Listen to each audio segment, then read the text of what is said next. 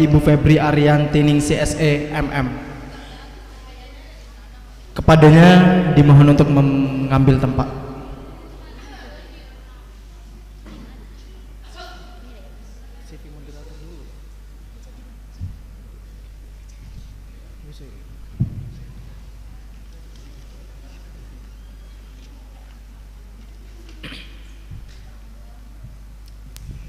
Baik para hadirin, mohon disimak kembali ya hadirin secara baik-baik atas materi yang akan disampaikan oleh pemateri. Jika nantinya ada pertanyaan yang perlu didiskusikan, maka sampaikan pada saat sesi diskusi. Langsung saja memasuki acara, kami kembali serahkan kepada moderator. Bismillah. Assalamualaikum warahmatullahi wabarakatuh. Selamat siang. Masih semangat? Harus masih semangat ya Pak ya. Walaupun setengah. Ini biasanya kalau kenyang ini ayo usir ngantuknya baik-baik. Baiklah, langsung saja di materi yang kedua yang akan dibawakan oleh Bapak Warek 1, Bapak Muhammad Yusuf Ibrahim. Beliau adalah Bapak Wakil Rektor 1 dan mengajar di Fakultas Hukum Universitas Abdurrahman Saleh Situbondo. Baik, sebelum dimulai kita perkenalkan beliau. Selain Bapak Warek ini merupakan dosen, dia juga sangat berpengalaman ya. Pengalamannya sebagai dosen sampai sekarang dari 2010, kemudian wakil dekan bidang akademik Fakultas Hukum 2015, kemudian wakil rektor sampai saat ini dari 2019. Pendidikan beliau S1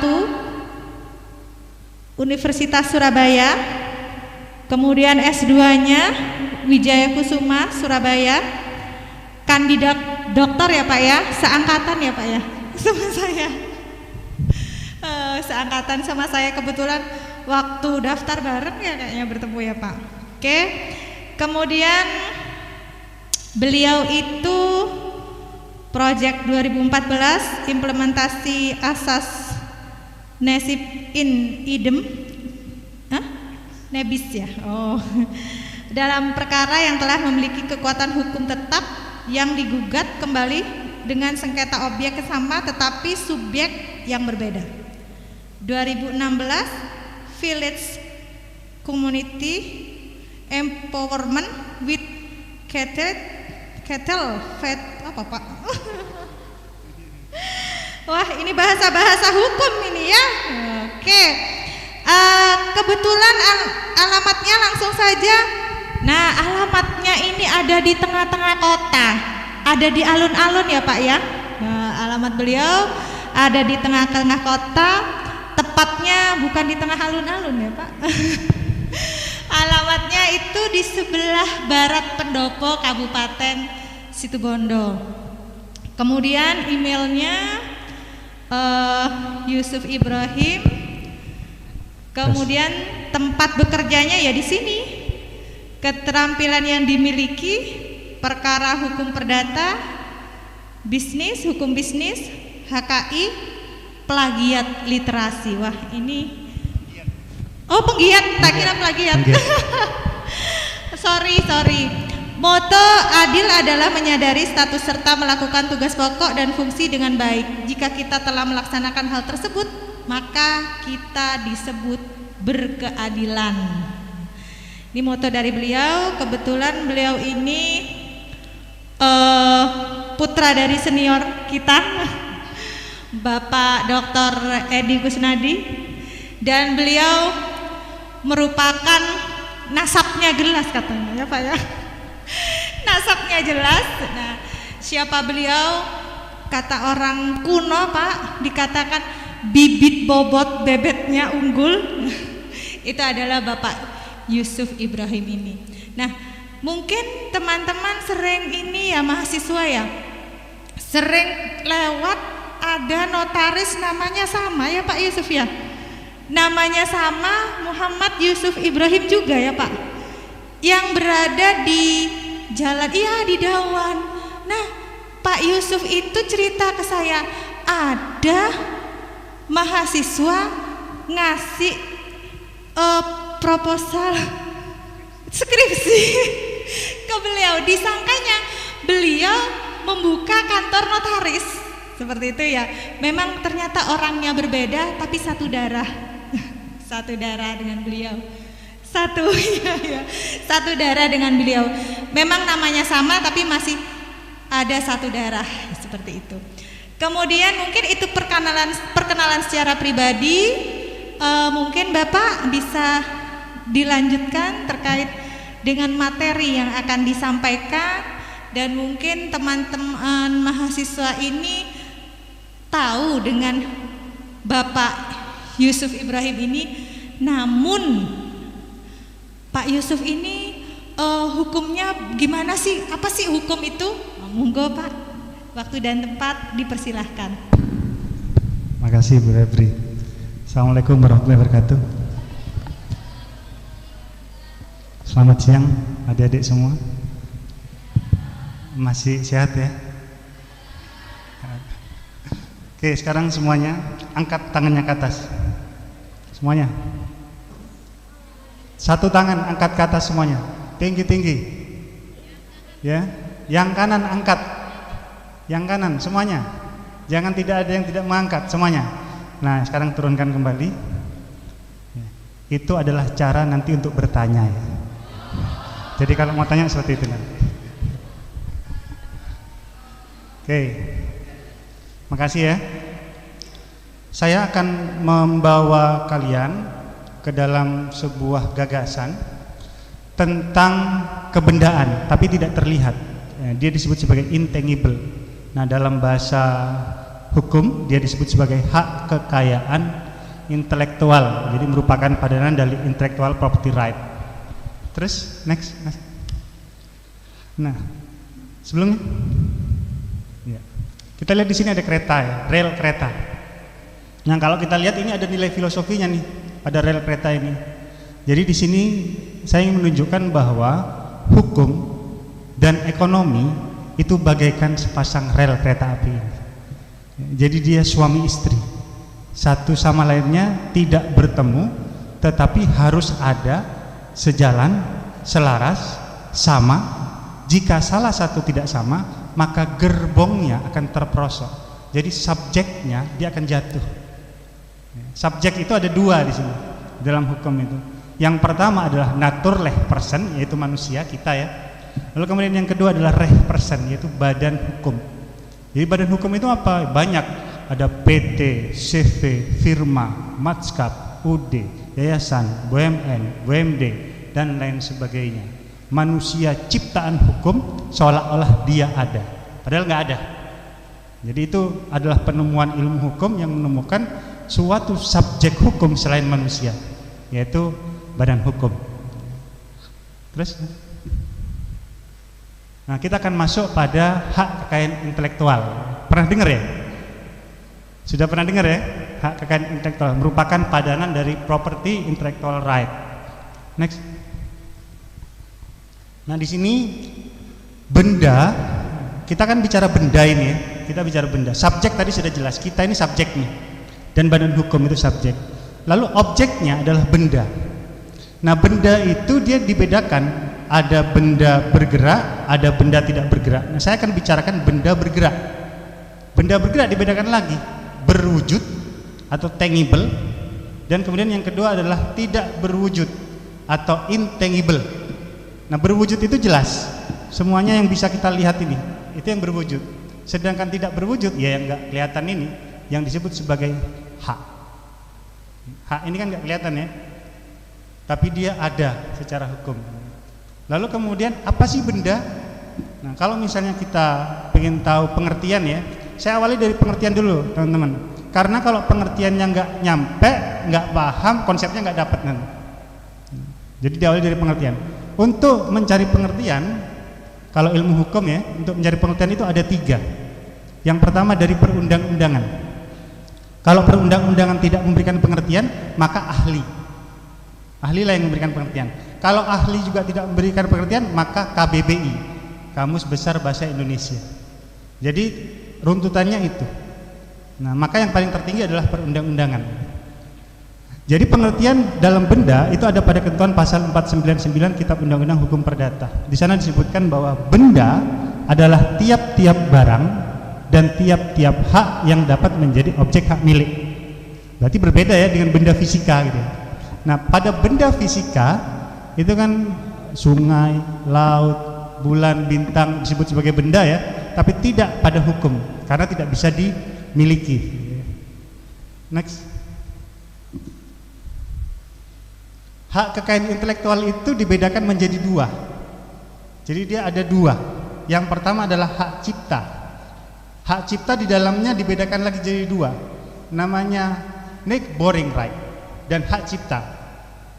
Lalu sedangkan hak perindustrian dia ada 6. Ada paten, merek, desain industri, desain tata letak sirkuit terpadu, rahasia dagang dan pelindungan varietas tanaman. Masing-masing diatur di dalam undang-undang yang berbeda. Misalnya pada hak cipta, dia diatur dalam Undang-Undang Nomor 28 Tahun 2016 tentang hak cipta.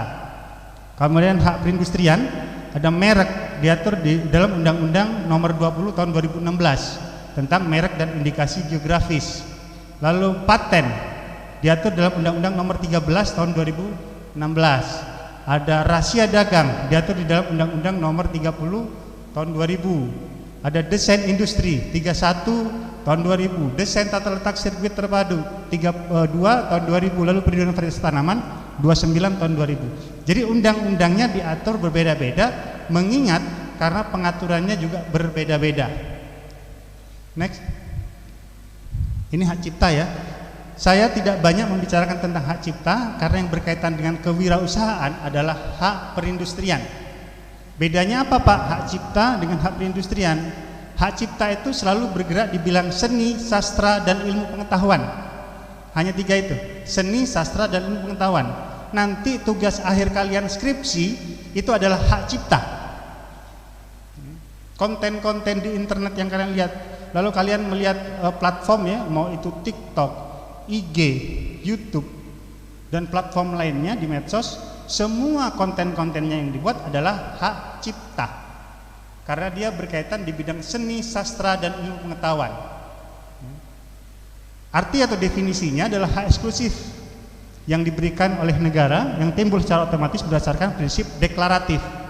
Jadi yang dimaksud prinsip deklaratif ini, sejak detik pertama suatu karya cipta dipublikasikan pada halayak umum, maka detik itu juga suatu karya cipta dilindungi oleh hukum. Jadi deklaratif. Sedangkan hak perindustrian pembedanya, dia bergerak di bidang teknologi. Perlindungannya konstitutif, harus didaftarkan baru memunculkan pelindungan hukum. Contoh misalnya ya, kalian punya tanah tapi tidak didaftarkan, maka kalian tidak punya hak atas tanah itu. Jadi hak terhadap kebendaan itu bisa muncul dikarenakan adanya pendaftaran. Sama kalian masuk ke UNAS tapi tidak mendaftar di UNAS, maka kalian tidak punya hak untuk mendapatkan perkuliahan di UNAS. Jadi hak kalian ada di UNAS itu muncul pada saat kalian menandatangani pendaftaran. Jadi ingat ya sekali lagi bahwa hak itu muncul jika ada pendaftaran di sana. Itu konstitutif artinya. Next. Ini copyright ya, author right dan neighboring right. Berbeda antara Eropa kontinental sama common law sama Amerika, hukumnya berbeda. Apa Indonesia ikut mana? Karena kita dijajah oleh Belanda, maka hukumnya mengikuti hukum Eropa. Ini saya mau sedikit cerita nih ya, adik-adik ya. Mau cerita biar adik-adik punya gambaran lagi ya. Jadi tahun 1789 Prancis itu revolusi Prancis. Kemudian sampai 1880 ya, 1800 ya. Jadi dari 1789 sampai 1800 Prancis ini bertengkar, lalu mereka perebutan kekuasaan. 1800 ada seorang jenderal namanya Napoleon Bonaparte. Nah, Napoleon Bonaparte inilah yang menjadi konsulat atau perdana menteri pertama di Prancis. Dia membuat sebuah hukum, namanya 3 hukum, terinspirasi oleh Kaisar Romawi yang bernama Justinianus pada abad ke-6, punya hukum namanya Corpus Iuris Civilis. Lalu si Napoleon Bonaparte membuat 3 hukum. Yang pertama bernama kode penal, hubungan antara individu dengan negara. Jadi kode penal itu individu kita ini dengan negara. Kemudian yang kedua kode commerce, hubungan antara individu dengan individu tapi dalam dunia perdagangan.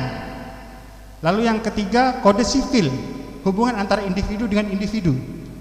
Tahun 1830 Prancis menjajah Belanda. Jadi Belanda dijajah Prancis gitu ya. Akhirnya Prancis menerapkan sebuah asas namanya asas konkordansi. Suatu hukum yang berlaku di suatu negara akan berlaku pula di negara jajahannya. Berlakulah hukum itu di Prancis. 1839 Prancis merdeka dari Belanda. Belanda merdeka dari Prancis. Belanda nggak punya hukum. Akhirnya Belanda mengadop hukum Prancis. Kode penal menjadi Wetboek van Strafrecht, kode commerce menjadi Wetboek van Koophandel, dan kode sipil menjadi Burgerlijk Wetboek. 1840 VOC bangkrut, lalu menyerahkan sewaan tanahnya yang ada di sekarang namanya Indonesia kepada kerajaan Belanda. Itulah pertama kali kerajaan menjajah sebuah pulau yang sekarang bernama Indonesia. Lalu Belanda menerapkan hukumnya juga, konkordansi ya, berdasarkan asas itu ke negara kita. 1945 kita merdeka. Nah begitu kita merdeka kita nggak punya hukum. Akhirnya 3 ini diterjemahkan ke dalam bahasa Indonesia. Wetboek van Strafrecht berubah menjadi kitab undang-undang hukum pidana, Burgerlijk Wetboek menjadi kitab undang-undang hukum perdata, Wetboek van Koophandel kitab undang-undang hukum dagang yang saat sampai hari ini tetap kita gunakan. Padahal itu dibuat pada abad ke-18. Di Belanda sendiri sudah berubah, tapi di Indonesia masih tetap kita pakai dan tidak berubah. Jadi itu sekelumit ya terkait dengan hukum ya. Lalu kemudian copyright ini di Eropa itu haknya itu ada pada si penulis. Sedangkan di Amerika haknya ada pada penerbit. Jadi penerbit yang punya hak. Namanya makanya copyright, hak untuk mengcopy. Kalau author right kan hak si pencipta. Indonesia ikut Amerika. Next.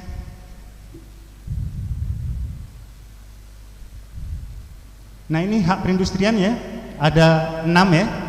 Lanjut. Nah kita masuk pada merek. Untuk bicara haki adik-adik ya, tidak ada satu barang pun yang tidak ada unsur hakinya. Coba perhatikan kaki kalian sampai kepala kalian, semua mengandung unsur haki. Bahkan haki yang sempurna adalah ini, handphone. Handphone mana yang nggak ada mereknya? Handphone mana yang nggak ada patennya? Handphone mana yang nggak ada desain industrinya? Handphone mana yang nggak ada desain tata letak sirkuit terpadunya? Kalau salah satu tidak ada, maka tidak bisa bekerja ini. Karena itu dia diberikan perlindungan oleh hukum. Nah, kewirausahaan yang paling utama adalah bagaimana cara membuat brand, merek, tapi didaftarkan. Merek itu apa? Ini tanda, gambar, nama, kata, huruf, angka, susunan warna, ya, suara, hologram yang menjadi pembeda antara barang dan jasa yang lainnya dalam dunia perdagangan barang dan jasa. Merek ada 3, merek barang, merek jasa, dan merek kolektif. Nah, kalau kalian apa Pak? Kalau merek barang jelas ya, merek jasa jelas ya, merek kolektif apa Pak? Indomaret, Alfamaret, itu kan franchise. Kalian punya uang 500 juta, lalu bisa membeli franchise, datang ke Indomarko, bisa membeli franchise Indomaret, menggunakan nama Indomaret, dan seterusnya. Jadi semua orang itu bisa punya itu, karena franchise, itu merek kolektif namanya. Next. Nah ini merek-merek ya. Merek-merek, bahkan sebenarnya adik-adik ya, kita itu tidak membeli barang loh sebenarnya. Kalian sebenarnya adalah membeli merek. Ini sebuah konsep intelektual ya yang diberikan. Bahkan sebenarnya nama-nama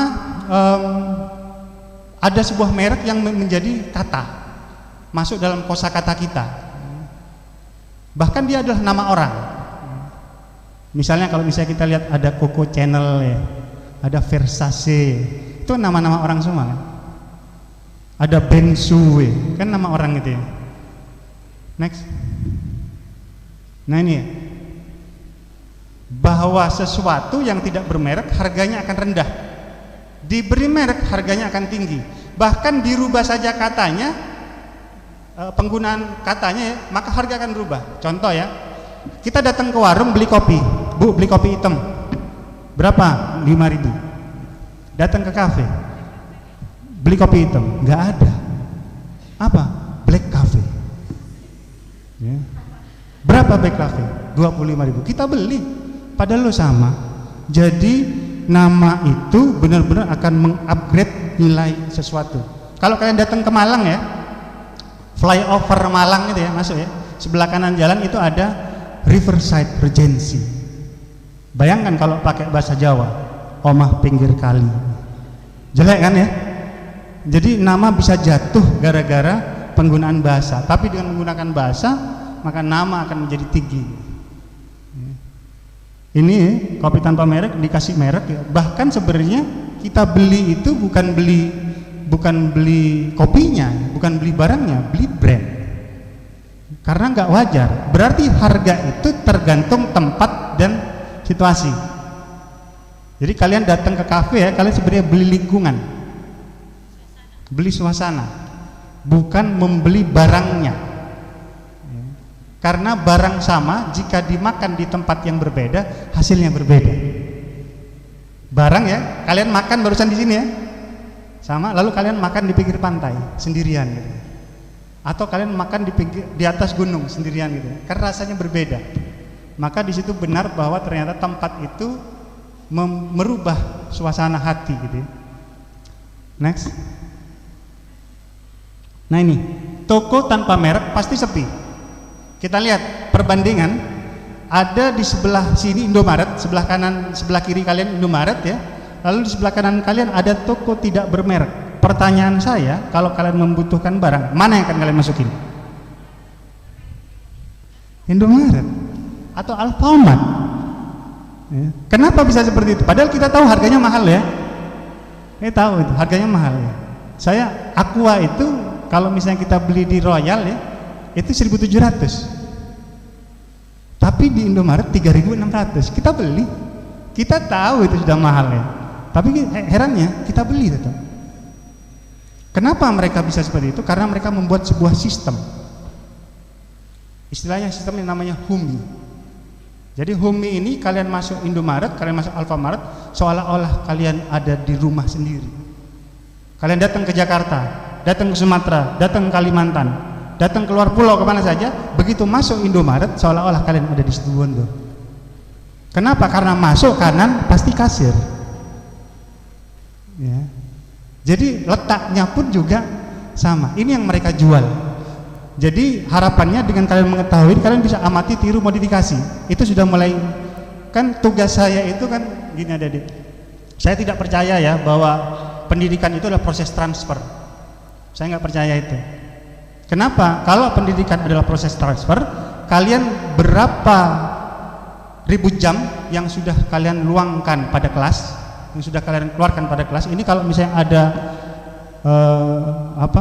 ada kontes cerdas cermat gitu ya tentang geografi, mungkin kita juga nggak bisa jawab itu.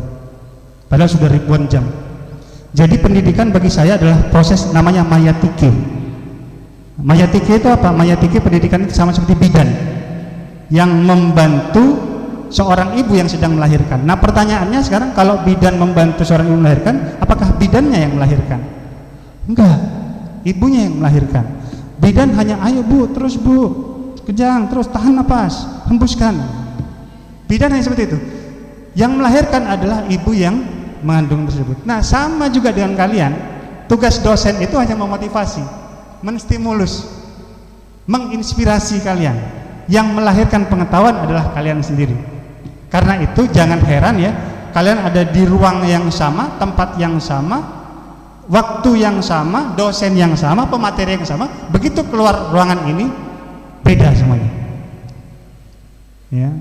Jadi di momen ini refleksi buat kita, kalian harus bisa tahu dua hal, bisa membedakan dua hal. Apa dua hal itu? Yang pertama, Apakah orang yang berbicara dengan kalian adalah orang yang ingin meluangkan waktu atau menghabiskan waktu saja? Ataukah memang yang kedua, orang yang benar-benar ingin memberikan waktu pada kalian untuk membagi pengetahuan? Dari dua ini kalian sudah bisa paham ada. Next. Tahu odol? Odol menjadi kosakata dalam bahasa Indonesia. Dia menjadi pasta gigi. Sebenarnya odol adalah nama merek pasta gigi asal Jerman yang dibawa oleh Belanda ke Indonesia pada tahun 40. Karena Belanda sudah nggak ada di Indonesia, akhirnya odol sudah tidak beredar lagi di Indonesia, menjadi Pepsodent ya. Odol bukan nama pasta gigi pertama. Pasta gigi pertama buatan Amerika, Colgate. Yang pertama kali ada di dunia pasta gigi itu namanya Colgate. Tetapi odol adalah pasta gigi pertama yang masuk ke Indonesia. Akhirnya orang Indonesia beranggapan odol adalah pasta gigi ya. Padahal odol itu nama merek. Ini sama seperti kalian beli Aqua. Beli Aqua dikasih Ades, diterima. Iya kan? Sering seperti itu ya? Padahal kan Aqua itu merek. Kenapa dia bisa menjadi generik? Namanya merek generik, sama dengan nama barangnya. Karena ya dia adalah barang atau produk yang pertama kali ada. Karena itu kalau misalnya kalian ingin dikenal, jadilah be the first. Jadilah yang pertama kali. Kalau nggak bisa jadi yang pertama, jadi be the best. Jadi yang terbaik. Kalau nggak bisa jadi yang terbaik, jadi be different. Jadilah yang berbeda. Tapi kalau saya bukan yang pertama, saya bukan yang terbaik, tapi saya terlatih. Gitu ya. Next. Nah ini Goto. Tadi saya cerita ya, nama Goto ya. Goto teknologi, finance teknologi. Yang satunya Goto punyanya Gojek. Nah gara-gara pakai Goto, si Goto ini, Goto satunya ini langsung menggugat Gojek 2 triliun, 2,8 triliun, 2,08 triliun. Nggak usah dibayangkan sudah 2 triliun sudah, nggak nyampe kita sudah gitu. Banyaknya semuanya nggak nyampe sudah, banyak kok. Gitu. Gara-gara penggunaan nama. Next. Nah kita lihat ini ya. Itu kalau kalian lihat sekilas namanya Adidas ya, tapi coba dibaca lagi. Ada Adis, ya. Ada Adadas, ada Adadis, gitu ya. Lalu kemudian itu Numa, sebenarnya kan Puma ya. Ada yang tuna ikan terbang gitu ya, tapi tuna gitu ya. Lalu Numa gitu ya. Lalu ini ya, swallow sama cap bola dunia. Yang pertama adalah swallow. Ini yang disebut sebagai persamaan pada pokoknya dengan merek. Jadi persamaan pokoknya itu adalah suatu hal tertentu yang membuat orang terkecoh dan sama. Saya ada cerita nih, ini di Situbondo nih, asli sebuah merek atau produk Situbondo. Ada orang Semirik, dia buat abon, produk abon. Lalu abon ini dia beri merek Sibonbon. Sibon adalah Situbondo, Bon adalah abon. Jadi mereknya Sibonbon. Dia jual secara online, entah mengapa dalam mesin pencarian Google ya, nama Sibonbon itu selalu 3 teratas. Nggak tahu kenapa. Begitu klik abon, yang keluar itu Sibonbon, 3 teratas ini Sibonbon. Gitu ya. Lalu akhirnya dia disomasi itu ditegur. Disomasi oleh siapa? Oleh Bon Cabe. Dikirim surat somasi datang ke Semiring. Bunyinya apa? Surat itu ditanya, apakah merek Anda adalah merek terdaftar? Karena merek Anda memiliki persamaan pada pokoknya dengan merek Bon Cabe yang terdaftar pada nomor sekian dalam daftar pengumuman sekian. Akhirnya apa? Kalau Anda tetap merubah atau menggunakan merek itu, maka kami akan menuntut. Jadi permintaannya cabut merek itu. Akhirnya apa? Dicabut mereknya. Takut dia. Ya. Kenapa bisa takut? Ya karena kalau proses hukum jadi ruwet akhirnya. Hidupnya juga menjadi ruwet. Awalnya pengen usaha, berwira swasta, menambah uang, ini malah jadi nambah masalah. Akhirnya dia merubah mereknya tersebut. Ini ya, Oreo, Bureo ya. Ini kan persamaan pada pokoknya tetapi berbeda. Next. Nah ini. Ada sedap, ada mie sedap, ada super mie. Sedap. Beda ya, ini merek yang berbeda ini. Tapi kalian akan salah membeli gara-gara kata sedap. Yang satu sedap hanya 3, yang asli hanya 2. Mie sedap hanya 2. Nah, biar untuk mengecoh orang, kalian kalau membeli itu pernah nggak salah membeli? Saya sering salah membeli. Mau beli kopi ya, buka di Indomaret atau Alfamart ya. Mau beli kopi, maksud hati mau beli Kopiko karena warnanya sama-sama coklat. Begitu saya minum, gelap ya malam-malam di mobil, begitu saya minum gitu, loh kok rasanya beda. Setelah saya lihat Nescafe, salah. Ya, hanya gara-gara melihat sekilas gitu ya. Pasti kita punya pengalaman seperti itu ya. Nah, berapa juta orang yang punya pengalaman seperti itu?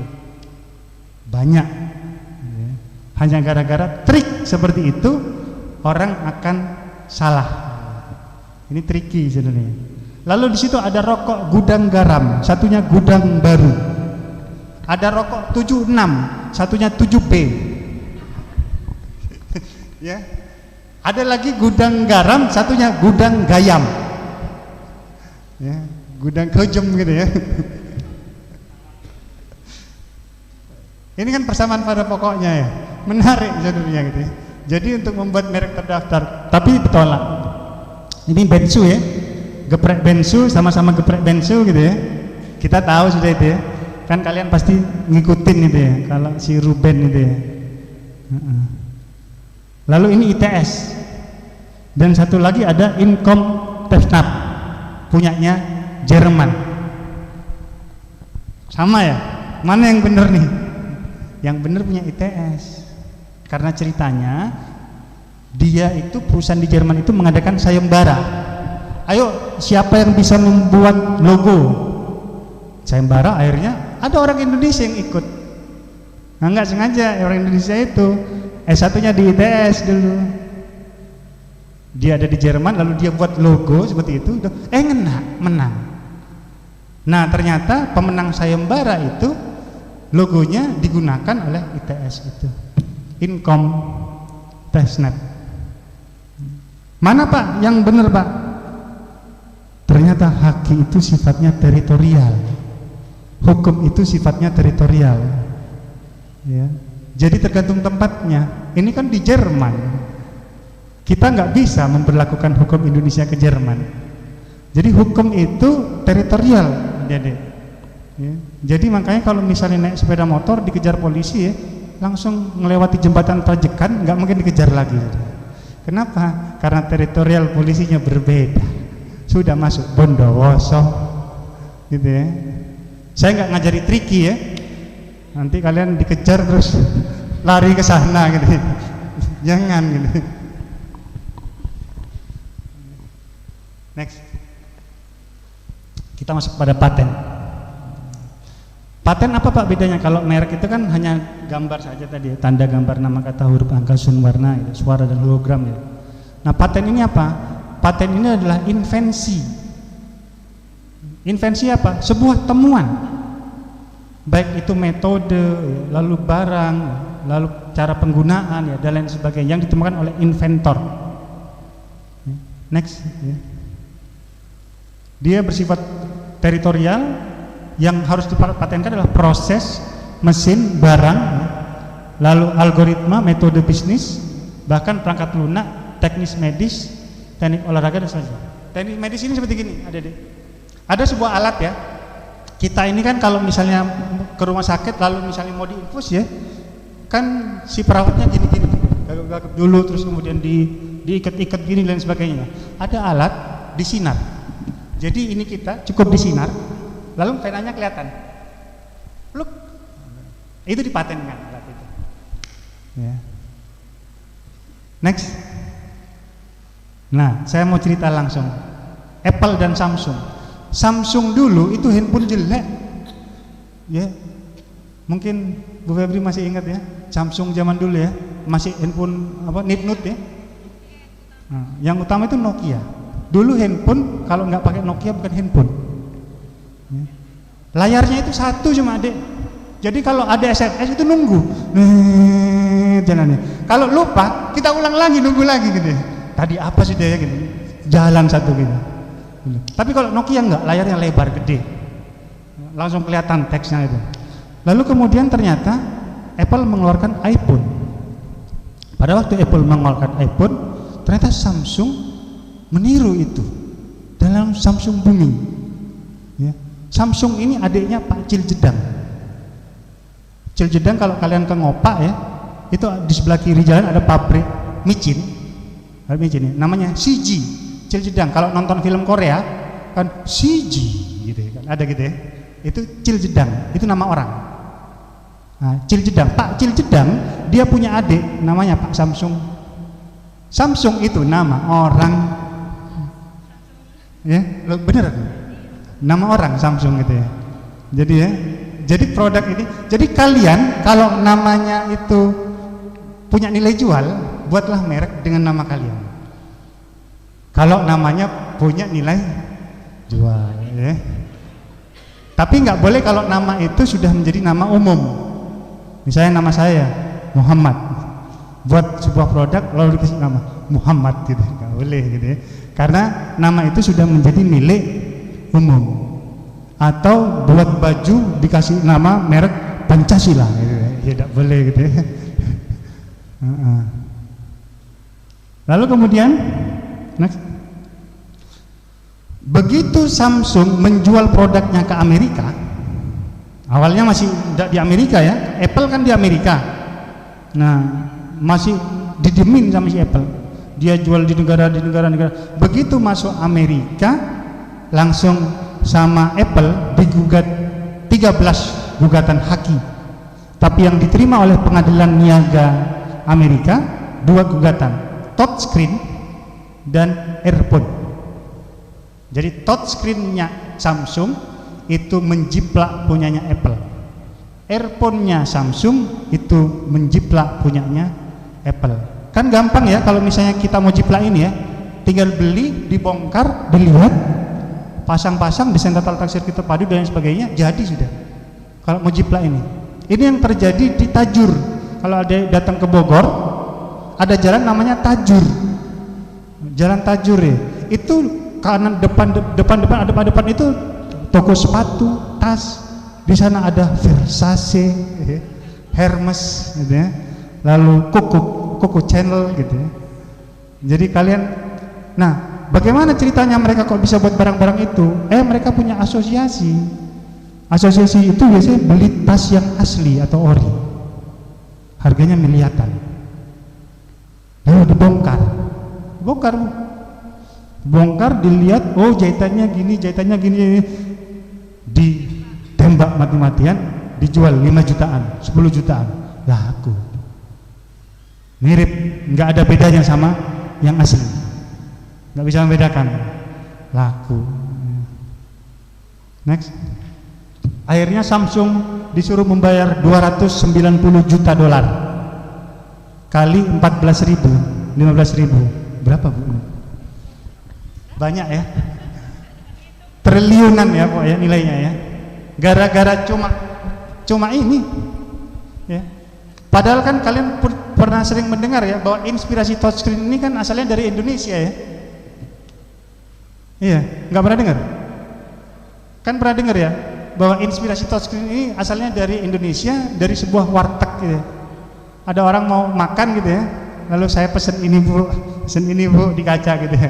Enggak, bercanda saya. Enggak, biar kalian enggak serius gitu ya, biar tenang gitu ya. Saya bercanda kalau itu. Enggak, ini benar-benar dari sana datangnya. Kan kalau di warteg itu kan saya bercanda ya. Kalau kalian datang ke warteg kan gitu ya. Saya pesen ini. Jadi dia benar-benar disuruh bayar triliunan rupiah ini. Next. Kita masuk desain industri. Desain industri itu yang dilindungi adalah desain luar produknya. Dia tidak membahas tentang fungsinya, tidak melindungi dalamnya, tapi dia melindungi produknya, luar produknya. Kalau kalian pengen tahu desain industri yang benar-benar ya, datang ke Indomaret, Alfamaret, lihat botol Aqua. Merek yang berbeda, olirnya berbeda-beda. Benar itu. Bahkan dia dibuat sebuah desain yang bisa mengingatkan kita walaupun kita tidak melihatnya. Ini botol apa gitu. Oh, ini botol Pocari gitu. Tanpa kita melihat produknya, desainnya itu. Memang desain itu dibuat seperti itu, macam-macam. Atau kalau misalnya kita lihat ini, desain ini kan macam-macam. Ada yang kotak, ada yang berdiri gini dan lain sebagainya ya. Begitu juga dengan handphone, desainnya juga berbeda-beda. Next. Nah, paling bisa terlihat ada pada botol-botol ya. Terus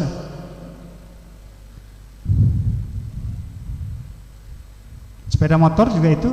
Kalau misalnya kalian lihat loh Pak, itu ada sepeda motor Pak, Beijing, Tosa, kok sama seperti Supra dan sebagainya. Ternyata kalau misalnya diukur beda, walaupun mirip, ya. Jadi berbeda dan itu bukan pelanggaran. Next. Ini adalah desain tata letak sirkuit terpadu. Elemen-elemen yang ada ya, paling enak untuk melihat contoh desain tata letak sirkuit terpadu TV. Kalau kalian lihat TV, ada yang on off-nya di tengah, ada yang on off-nya di pinggir, ada yang on off-nya di pinggir, ada yang on off-nya di atas, ada yang on off-nya di bawah gitu. Itu adalah desain tata letak. Atau handphone yang berbeda ya, tombol-tombolnya berbeda-beda. Bentuk kameranya dengan merek yang berbeda tidak akan mungkin pernah sama. Dia berbeda. Nah, itu adalah desain tata letak sirkuit terpadu. Jadi berbeda-beda, nggak ada yang sama. Next. Nah, ini rahasia dagang. Terus, Mas? Terus saja. Nah, ini. Jadi barang siapa tahu rahasia dagang suatu produk, maka dia akan kaya raya. Kok bisa Pak? Bisa kaya raya. Ini yang perokok ya, yang cowok biasanya ya. Nah, jika kalian tahu tembakau, jenis tembakaunya, sausnya, campurannya, kemudian kekeringannya, maka kalian bisa membuat sebuah jenis rokok dengan harga murah, tapi rasanya sama. Ya. Atau kalian bisa Coca-Cola. Coca-Cola ini rahasia dagangnya sudah dilindungi 200 tahun. Jadi tidak ada satu produk pun yang bisa menyamai rasa Coca-Cola di dunia ini. Karena dia punya formula mencampur sesuatu ramuan sehingga rasanya sama. Nah, kita lihat pada 7up. 7up ini sebuah produk yang diawali dari seseorang yang ingin mengalahkan produk Sprite dari The Coca-Cola Company. Dia masuk ke sebuah laboratorium, lalu dia melakukan penelitian, lalu dia jual. Dia beri nama 1Up. Ternyata nggak laku. Masuk lagi ke laboratorium, buat lagi rasa yang berbeda, dia beri merek 2Up, jual lagi, nggak laku lagi, dan seterusnya. 3Up, 4Up, 5Up, 6Up, sampai pada 7Up. Akhirnya rasa ini booming di Eropa, mengalahkan Sprite dari The Coca-Cola Company. Jadi ada ceritanya ya, jadi ada ceritanya gitu ya. Jadi barang siapa bisa tahu rahasia dagang, maka kalian akan bisa menjadi kaya raya. Bisa dalam arti secara materi. Karena itu kalau punya rahasia, jangan diceritakan ke temennya. Ya, misalnya seperti gini, rahasia apa saja? Saya nanti kalau semester 7 mau buat skripsi judulnya ini. Curi kalian sih contohnya itu. Padahal kalian masih semester 5 gitu ya. Teman kalian sudah punya ide. Oh iya. Langsung eksekusi. Kan skripsi yang baik itu skripsi yang dikerjakan, bukan skripsi yang dipikir-pikir. Bisnis yang baik apa? Contoh, siapa yang bisa menunjukkan bisnis yang baik? Gak ada. Bisnis yang baik adalah bisnis yang dibuat dan dikerjakan, bukan bisnis yang dipikir-pikir. Di action kata Lucy. Ya. Jangan NATO. Tahu ya NATO ya? NATO, no action, talk only. Disingkat NATO. Kalau bahasa Madura Caca Malolo gitu.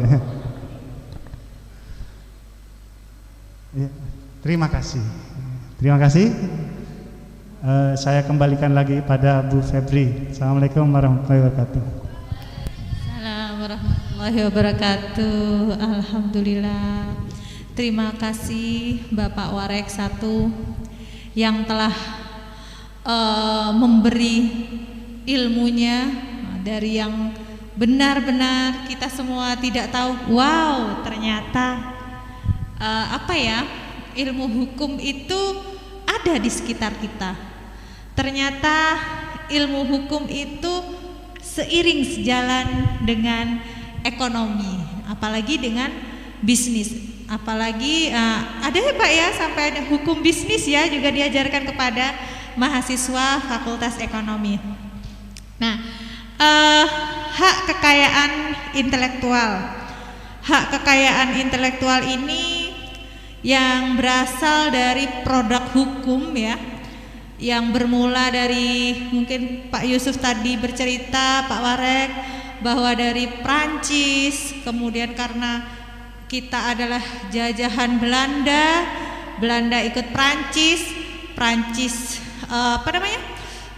kita jajahan Belanda, kita juga ikut hukum Belanda, walaupun di Belanda sudah tidak berlaku ternyata hukumnya, sudah buat lagi, kita masih menggunakan hukum Belanda. Oke, kemudian terkait dengan hak cipta ya Pak ya, hak cipta, kemudian di perindustrian. Nah, hak cipta itu hak seni, kemudian sastra, pengetahuan, itu adalah hak cipta. Hak perindustrian, nah kita berbicara di hak perindustrian. Hak perindustrian ini yang konstitutif ya Pak ya, berakar dari harus didaftarkan, harus terdaftar. Jadi Pak Yusuf bilang masuk UNAS, masuk tukang ngecat, tukang sapu, tukang ngecat atau betulkan kursi, saya masuk ke UNAS tapi tidak daftar. Itu bukan ya. Nah, seperti itu. Jadi harus terdaftar. Kemudian hak merek ini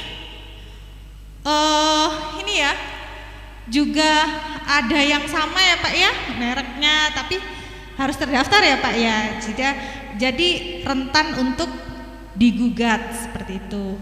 Kemudian ada hak paten, hak desain industri, hak desain tata letak sirkuit terpadu, rahasia dagang. Nah, ini produk-produk hukum ini yang ada dan harus ada minimal untuk kita ketahui untuk memulai suatu bisnis. Nah, seperti yang bilang si Bonbon.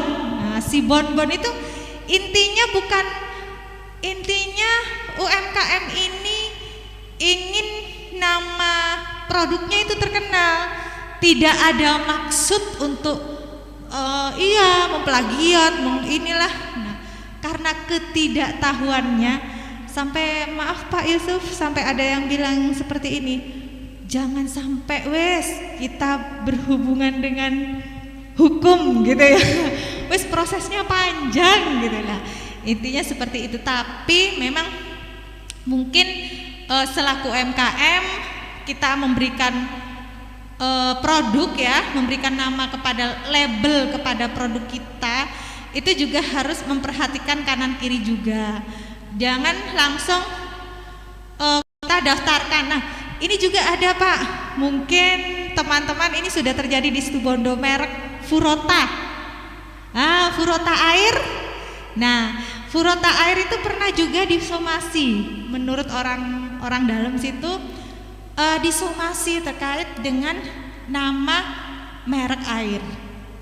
Furota itu dalam Al-Quran ada, yaitu artinya itu memang air suci gitu loh. Nah, itu ternyata disomasi dan itu tidak bisa dilanjut. karena hurufnya berbeda. Kalau yang Situbondo pakai V, yang sana pakai F. Nah, sehingga tidak bisa digugat, katanya sih seperti itu. Kemudian ada lagi terkait dengan GoTo tadi ya Pak ya. Kemudian banyak hal yang ilmu yang banyak kita gali terkait dengan apa yang telah dipaparkan oleh Bapak Warek tadi. Monggo adik-adik mahasiswa, mungkin ada yang mau ditanyakan, terutama ini yang sudah punya produk-produk ya. Ayo silahkan sesi tanya jawab. Halo, halo, ngantuk ya? Ayo. Dari semester 5A, mana 5A? Ada? Yuk mungkin. Ayo Mbak, silahkan mau bertanya. Sebenarnya ada yang mau ditanyakan ini, tapi karena malu. Ayo 5B. Saya melihat 5C juga ada nih, 5C, 5D. Ayo silahkan.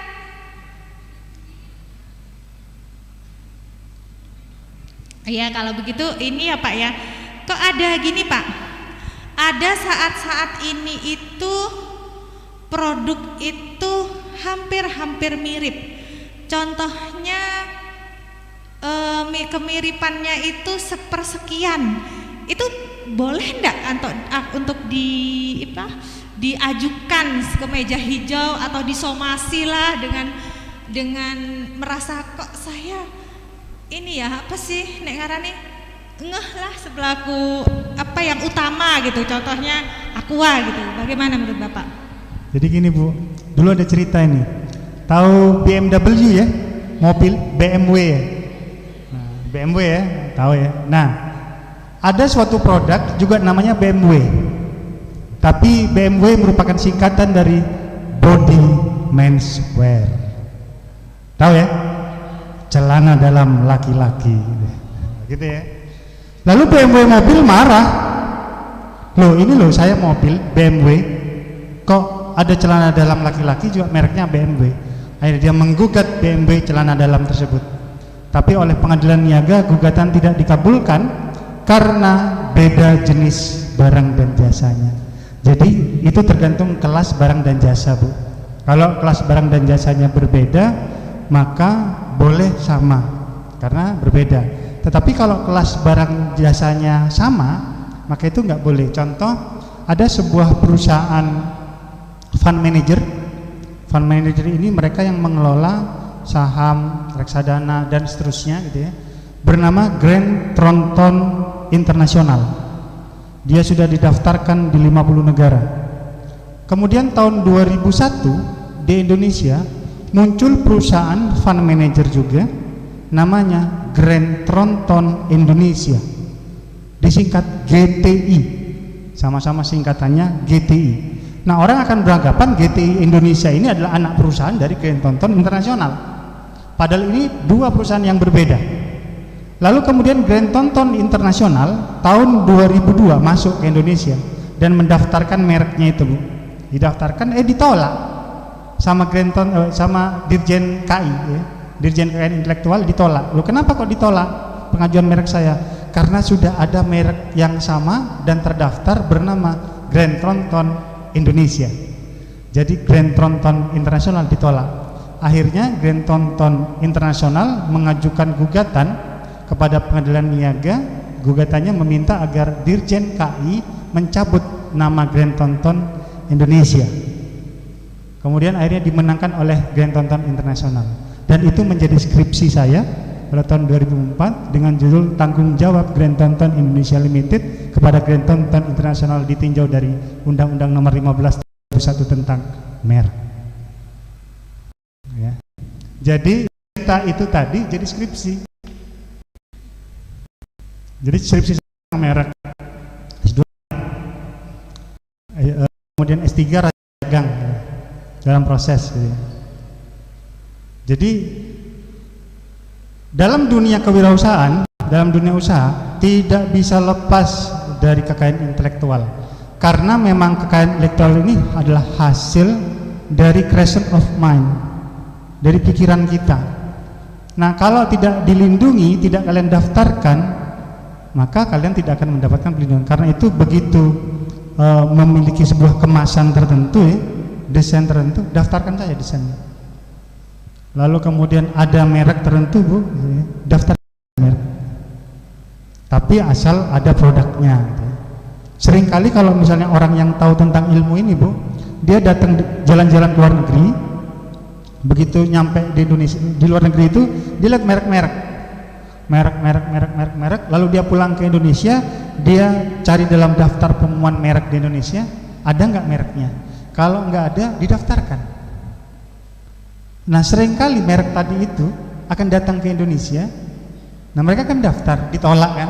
Oh, ditolak. Kenapa? Karena sudah ada merek yang sama. Siapa yang punya ini? Biasanya perusahaan ini akan datang kepada orang itu untuk membeli merek tersebut agar bisa digunakan oleh perusahaan ini. Akhirnya yang awalnya adalah merek dagang, kemudian berubah bagi orang-orang yang punya ilmu menjadi dagang merek. Gitu ya. Gitu, Bu. Iya, terima kasih Pak. Berarti yang Grand tonton tadi itu tidak ini ya, nggak mau ya untuk yang ini. Maksudnya yang tadi yang Bapak ceritakan terkait dengan skripsi Bapak untuk membeli mereknya itu berarti enggak ya? Jadi dia dari menggugat ya, iya. bukan ingin menyatukan ya justru ya. Iya, oh begitu. Nah begini Pak, kita itu orang Indonesia. Nah orang Indonesia mungkin rasa solidaritasnya tinggi, kemudian rasa kebersamaannya tinggi. Kita itu tidak ada istilah tutup menutupi rahasia kadang, ya. Contohnya apa? Kue, nah, tempe, batik yang kita dicokot oleh si Malaysia, ya. Kita itu ini open orangnya itu ya. Kita itu orang Indonesia itu terbuka, nggak ada lagi rahasia-rahasiaan.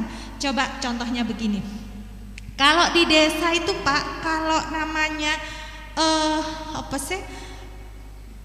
kalau namanya mau ada hajat, itu kan ada yang buat kue, ya, kemudian ada apa lagi, ada prosesnya buat kue, kemudian buat bumbu, jadi beberapa hari itu. Nah proses itu kadang nggak lagi jadi rahasia gitu loh Pak ya, itu terlalu open.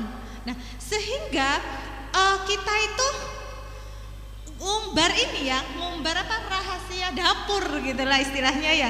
Nah itu mungkin juga perlu diedukasi seperti itu Pak.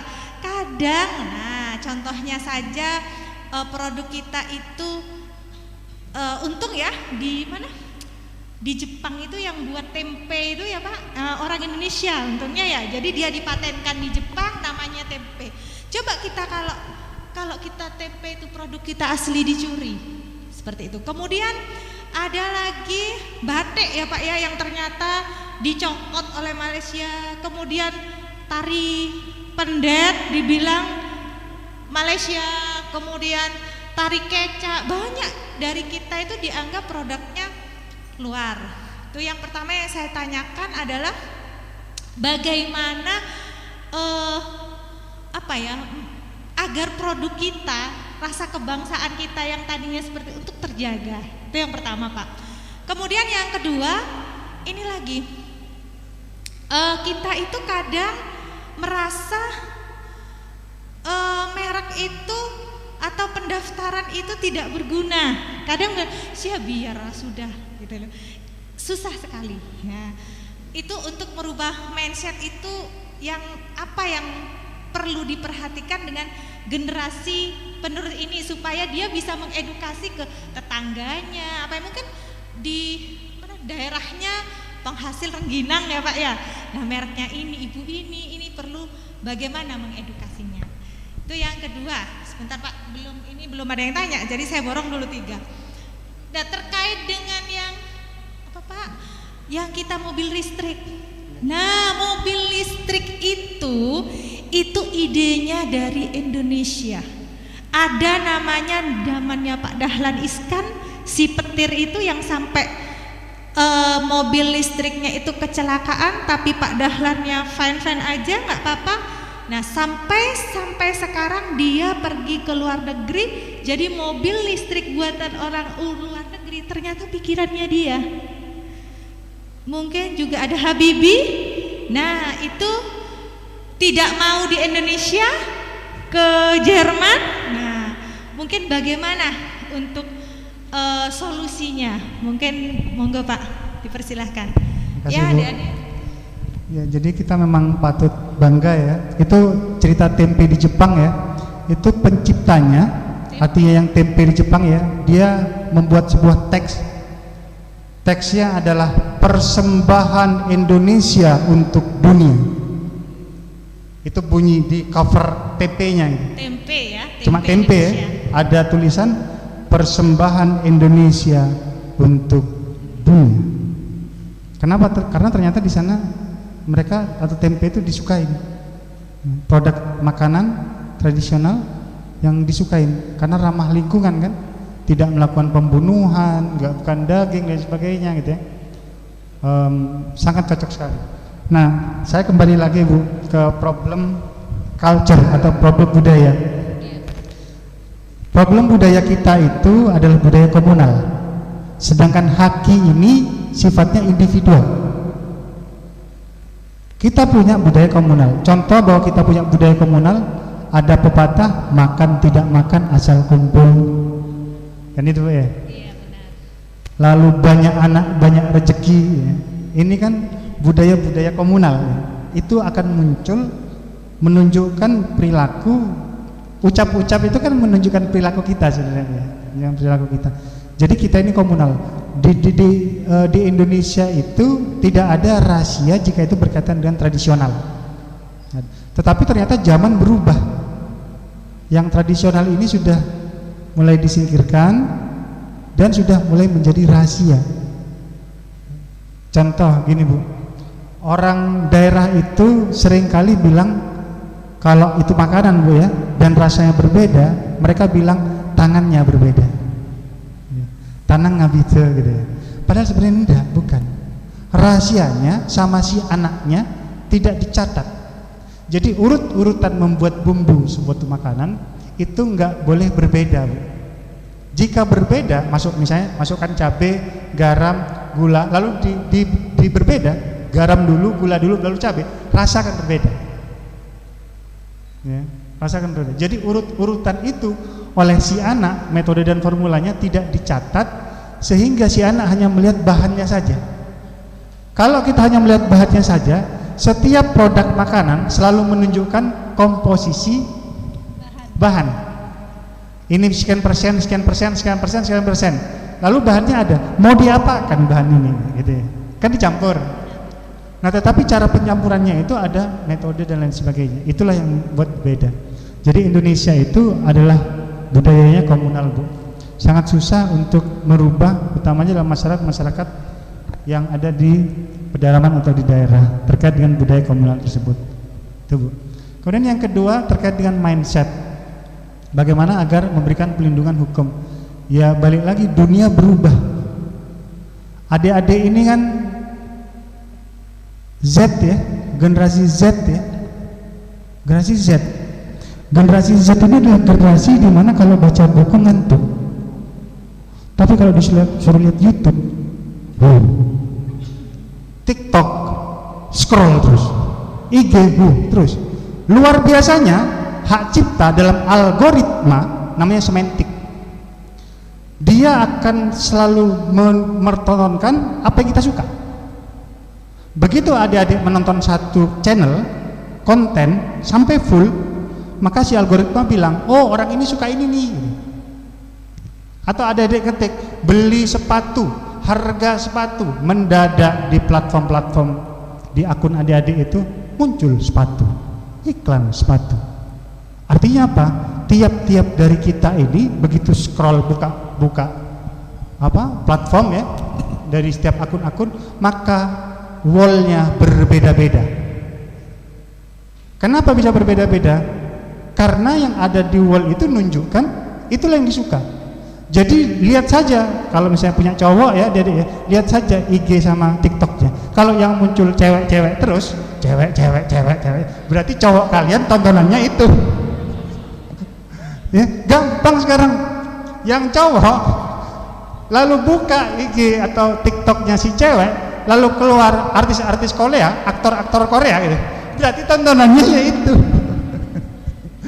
Ya, jadi bisa semua itu sekarang bisa dipredik, bisa dilihat. Nah kalau tidak mau ngikutin perubahan Bu, repot.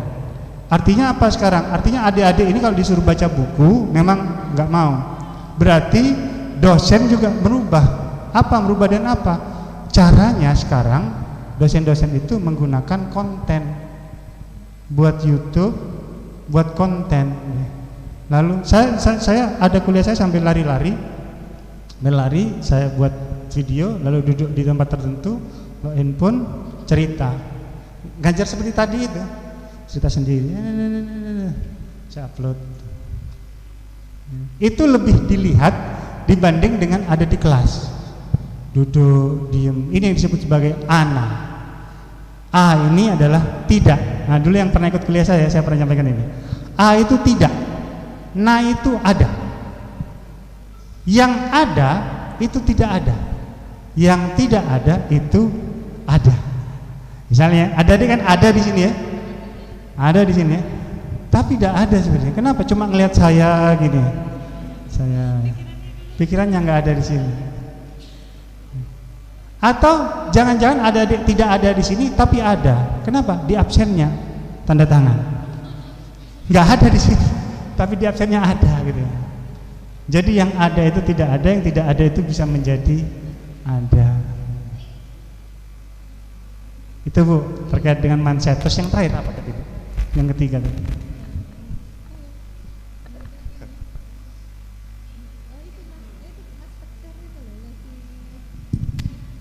Si ini loh Pak, apa? Pencipta mobil listrik, kemudian Habibie, itu kan di kita itu kurang bener Bu, hargai sampai dia ngapain aku ada di Indonesia, kalau hak paten pun hak ini pun tidak di apa ya, nggak mau gitu loh Pak, kayaknya sudah dikebiri lah gitu ya, mau buat produk, mau Indonesia itu kaya dan pintar sebenarnya Pak. Nah itu yang saya tanyakan, kenapa gitu loh Pak? Itu karena administrasi Bu sebenarnya. Jadi sebuah kendaraan yang bisa dijual di Indonesia harus lulus uji emisi. Nah ini kan mobil listrik ya, emisinya nggak ada ya, maka mobil listrik itu tidak lulus uji emisi. Paham ya? Mobil ini kan knalpot kan keluar bung asap ya. Nah emisi itu dilihat di situ kadarnya. Ini kadarnya melebihi ketentuan nggak? Kemudian ada mobil listrik, aturannya mobil yang dijual atau ada dia harus lulus uji emisi. Nah mobil listrik kan tidak ada emisinya, nggak ada knalpotnya, nggak ada asapnya, akhirnya nggak lulus. Nah karena nggak lulus akhirnya, jadi sebenarnya karena birokrasi. Misalnya adik-adik ya, secara kenyataan ya itu ikut kuliah di kelas rajin, ikut kuliah ya, tapi tidak bayar. Nah bayar SPP ya, ya sama seperti itu sudah. Ya. Artinya secara kenyataan ada adik pinter, kuliah dan sebagainya, tapi nggak bayar, bisa nggak sarjana? Nama kalian tidak ada di dalam daftar nama mahasiswa. Jadi sebenarnya karena proses birokrasi. Nah tujuan birokrasi itu apa? Untuk kepastian adik-adik, biar pasti gitu ya. Nah kalau sudah pasti akan adil, harapannya seperti itu. Memang ada dimensi, jadi kalau bicara hukum adik-adik Bu, itu ada dimensi yang tidak bisa diterima oleh kenyataan gitu, nggak bisa diterima oleh kenyataannya. Di kenyataan itu tidak ada, tapi menurut hukum bisa ada. Begitu sebaliknya, di kenyataan itu tidak ada, hukum bisa membuatnya menjadi ada. Itu hukum. Contoh misalnya, oh ini kalau saya ngomong ini nyelarat kemana-mana Bu gitu ya. Pengetahuan Pak. Balik ke haki aja, baik. Terima kasih Bapak Yusuf. Ternyata kita itu memang manusia-manusia. Saya yakin orang Indonesia tidak ada yang bodoh. Semua pintar-pintar, semua cerdas-cerdas, termasuk mahasiswa yang di depan kita ini, Pak Yusuf. Ini adalah manusia yang maaf terbiasa ya Pak Yusuf. Manusia yang pandai dan insya Allah jika lulus akan bermanfaat. Monggo silahkan. Kok saya dan Pak Yusuf ini yang hanya ngobrol, yang mahasiswa silahkan untuk bertanya. Ya, Ya, Ismanto ya. Silakan Mas Ismanto.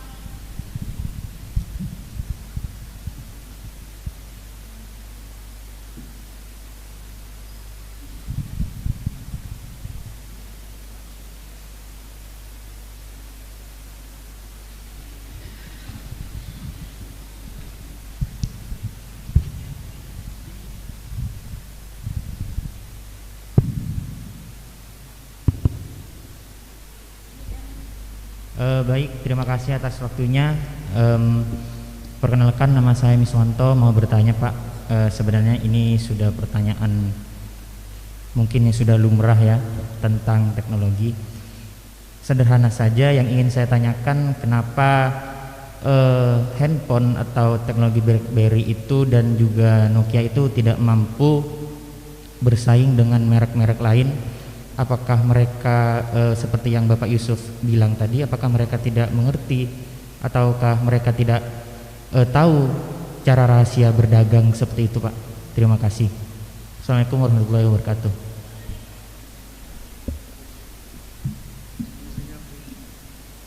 Langsung satu-satu nggih? Atau menunggu 3? Ayo yang lain, semangat. Oh iya silakan Mbak. Assalamualaikum warahmatullahi wabarakatuh. Nama-nama. Perkenalkan, nama saya Kamilatul Hasanah, perwakilan dari kelas 5A, Bu.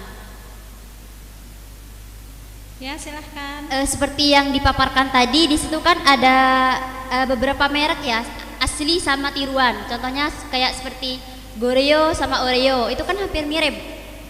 Nah,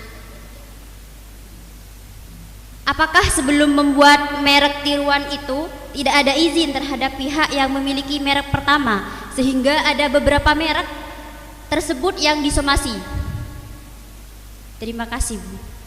Ya. Assalamualaikum warahmatullahi wabarakatuh. Waalaikumsalam warahmatullahi wabarakatuh.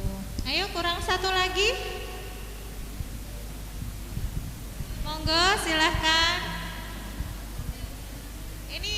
Ini anu loh. Ini pengetahuan umum yang ada di lingkungan kita, ada di kehidupan kita sehari-hari. Mungkin ingin bertanya, malu? Satu lagi. Malu apa malu-maluin? Ayo cepat. Ada lagi? Sudah? Oh iya, silahkan Mas di belakang maju.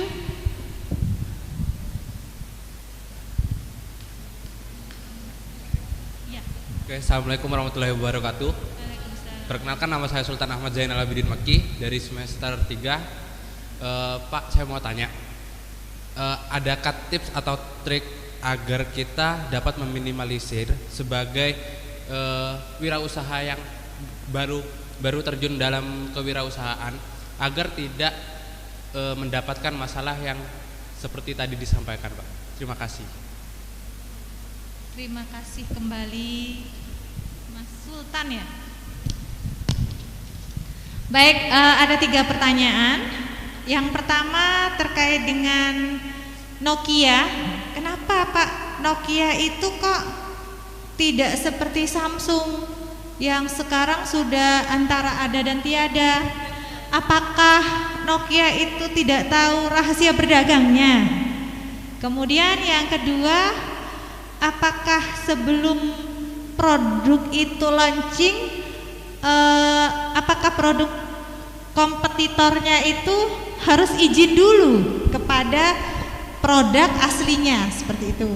Kemudian yang ketiga, adakah tips dan trik untuk meminimalisir UMKM agar tidak terjadi hal yang mungkin somasi dan lain sebagainya gitu ya Mas ya, terkait dengan produk yang akan kita launching seperti itu Pak. Monggo Bapak Yusuf, Pak Warek. Terima kasih Bu. Ini terkait dengan pertama ya, handphone BB, Nokia tidak mau bersaing, itu saya nggak bisa jawab karena itu bukan masalah hukum, itu masalah perilaku. Walaupun secara gambaran umumnya saya bisa jawab itu, karena Nokia itu Symbian. Symbian itu close untuk pengembangannya. Android dia open.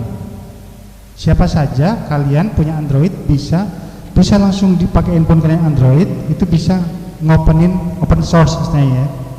Jadi bisa buat. Sedangkan Nokia dia Symbian, yang hanya bisa dikembangkan jika bekerja sama dengan Symbian. Nah ini perilaku, saya nggak masuk ke sana gitu, nggak bisa masuk ke sana, karena hukum tidak bisa menilai terhadap hal tersebut. Jadi gini adik-adik kan ada di ekonomi ya. Ilmu itu menjadi pasti karena dia terbatas. Masing-masing bidang ilmu memiliki kebenaran masing-masing. Saya ilmu hukum, maka kebenarannya adalah kebenaran koherensi. Sesuatu dinyatakan benar jika berkesesuaian dengan pernyataan yang terlebih dahulu dinyatakan benar. Pasal-pasal, norma-norma adalah sebuah pernyataan yang dinyatakan benar. Jika dunia kenyataan berkesesuaian dengan pasal-pasal tadi, maka itulah yang disebut benar. Berbeda dengan ekonomi, ilmu sosial. Nah, ekonomi dan ilmu sosial kebenarannya adalah kebenaran korespondensi. Sesuatu dinyatakan benar jika berkesesuaian dengan kenyataan, terkorespondensi dengan kenyataan. Untuk membuat korespondensi dengan kenyataan, maka dibutuhkan sebuah metode, entah itu kuesioner dan lain sebagainya, kemudian diolah sehingga hasilnya menjadi sebuah kebenaran menurut kebenaran itu. Kalau di FISIP namanya utilis, kalau di sastra namanya semantik. Jadi masing-masing ilmu itu kebenarannya berbeda-beda. Begitu dalam dunia kenyataan, nggak ada kebenaran juga. Kebenaran itu abu-abu dalam dunia kenyataan. Bingung sudah, campur aduk satu sama lainnya dalam dunia kenyataan gitu. Jadi tadi terkait dengan masalah handphone itu saya nggak bisa jawab. Kenapa BB dan Nokia itu kalah bersaing dengan Samsung? Karena itu kan jawabannya itu harus ada penelitian gitu ya, untuk menjawab itu, karena itu perilaku gitu ya. Itu Mas. Kemudian yang kedua Bu, terkait dengan izin. Nggak boleh ada izin kecuali si pemilik mengeluarkan lisensi. Misalnya Indomaret, Alfamaret, kalian nggak bisa bangun toko lalu pajang Indomaret, Alfamaret, nggak bisa. Jadi harus izin ke Indomaret dengan namanya membeli franchise. Ada dua, ada franchisee, ada franchisor subjeknya gitu ya. Itu ada ilmu tersendiri, itu ada ketentuan tersendiri terkait dengan franchise tadi. Jadi nggak bisa izin karena ini bukan hak cipta. Kalau hak cipta karena itu deklaratif, maka izinnya cukup dengan menyebutkan siapa penciptanya dan siapa artisnya atau penyanyinya. Selesai sudah. Lalu kemudian ini juga sekaligus menjawab pertanyaan ketiga. Di dalam hukum itu delik itu ada dua. Delik itu ada dua. Yang pertama adalah delik murni karena undang-undang. Yang kedua adalah delik aduan karena kita datang ke polisi mengadukan. Delik. Polisi bekerja karena tiga hal. Yang pertama karena adanya laporan. Laporan berarti orang lain nih yang melaporkan. Yang kedua karena adanya aduan. Lalu yang ketiga tertangkap tangan. Selain 3 ini, polisi diem, dia tidak bergerak, gitu ya. Jadi problemnya di situ. Nah, untuk haki rata-rata adalah aduan. Jadi ini untuk haki itu rata-rata adalah aduan. Kenapa? Orang yang dirugikanlah yang mengadukan. Jadi deliknya untuk kekayaan intelektual ini adalah delik aduan. Pada undang-undang yang lama, deliknya adalah delik murni. Nah, problem delik murni pada misalnya hak cipta, Bu ya, itu Undang-Undang Nomor 19 tahun 2002. Deliknya delik murni, sehingga orang-orang yang jualan CD bajakan di pinggir-pinggir jalan dulu itu sama polisi ditangkepi.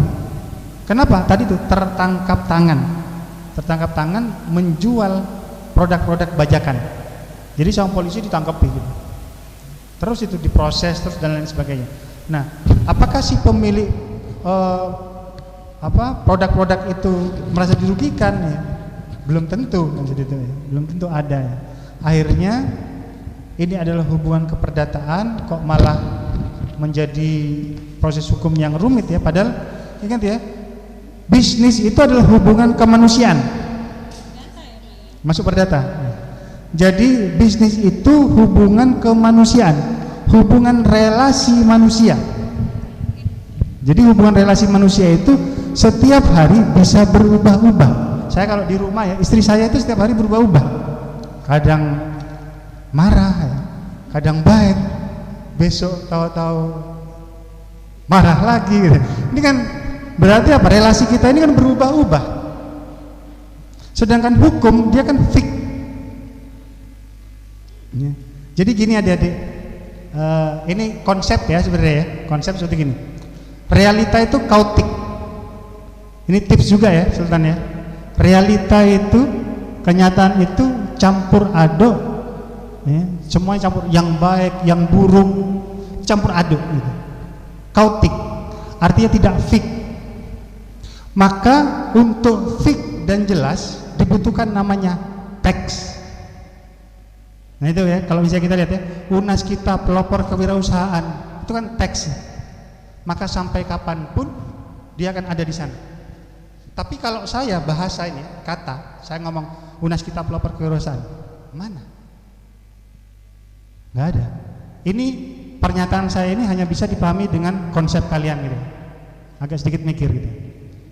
Kalau saya ngomong mana? Nggak ada kan? UNAS kita pelopor kewirausahaan, mana dia?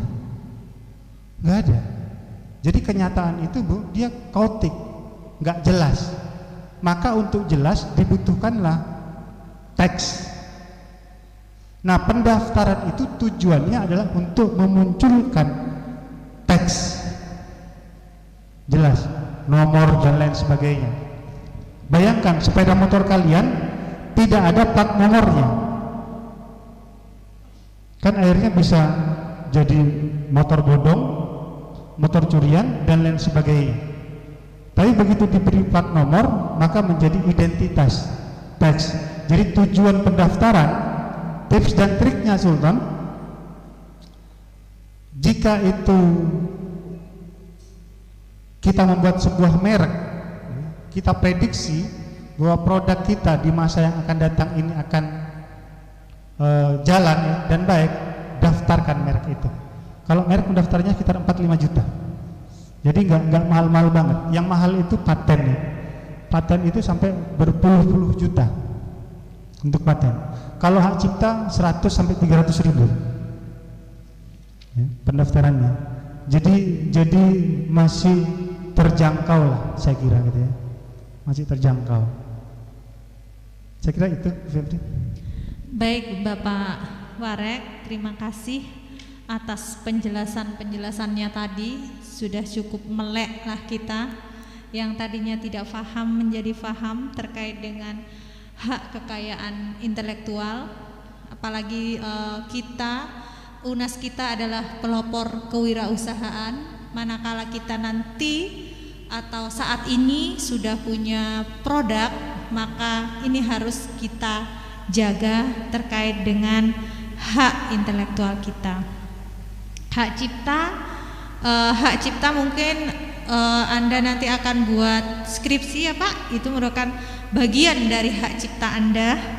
Nah untuk kemudian ada hak perindustrian, nah mungkin ini juga nanti berkaitan dengan bisnis Anda. Nah, kemudian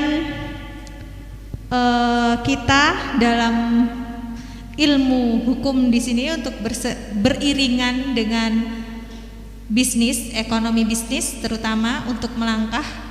Juga di sini ada merek dagang, kemudian ada paten, nah, kemudian ada hak desain industri, hak desain tata letak sirkuit terpadu, rahasia dagang. Nah, yang sudah kita dapatkan barusan bersama Bapak Rektor Warek 1. Mungkin itu saja yang bisa disampaikan ya Pak ya. Mungkin nanti bisa konsultasi langsung ada di ruang atas.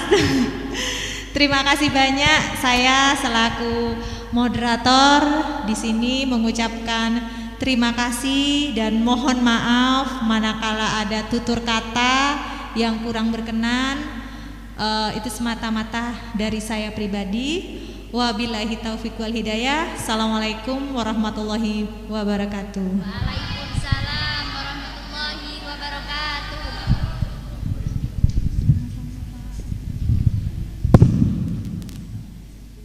Ya Mas. Baik, kami sampaikan terima kasih kepada Bapak M. Yusuf Ibrahim SHMH selaku Wakil Rektor 1 Universitas Abdurrahman Saleh Situbondo, beserta Ibu Febri Arianti Ningsi selaku moderator. Mohon berkenan Bapak untuk Bapak M. Yusuf Ibrahim untuk beserta Ibu Lita Permatasari SEMSAAK untuk mengambil tempat karena ada pemberian cindera mata dari Fakultas Ekonomi.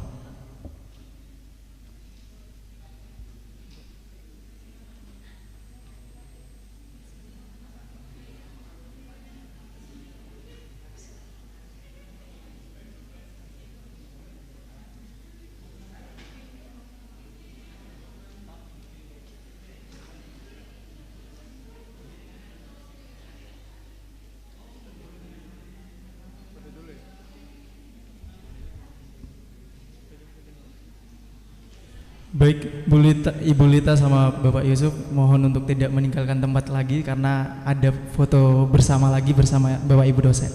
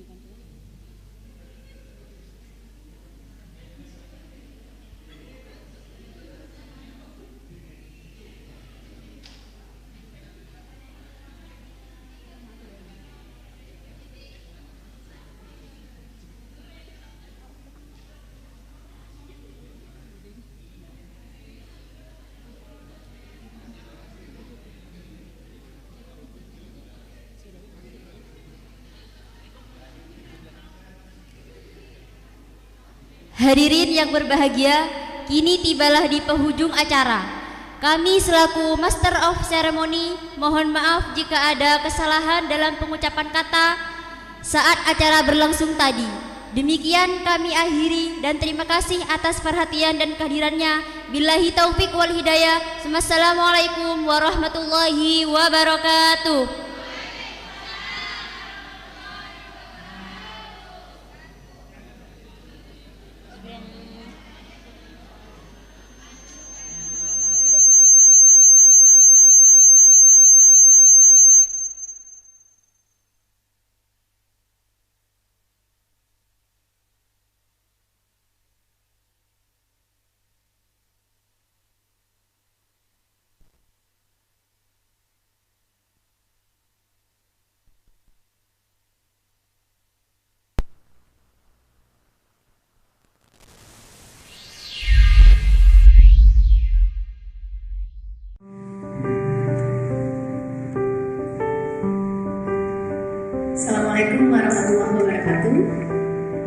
sejahtera, salam semangat. Alhamdulillahirrahmanirrahim. Rasa syukur kita panjatkan kepada Tuhan Yang Maha Esa.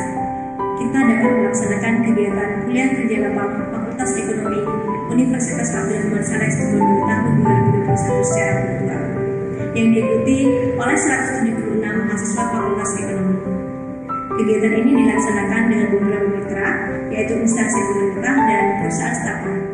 Terima kasih atas dukungan Bapak Menteri Pariwisata dan Ekonomi Kreatif, Kepala Kantor Perwakilan Bank Indonesia juga,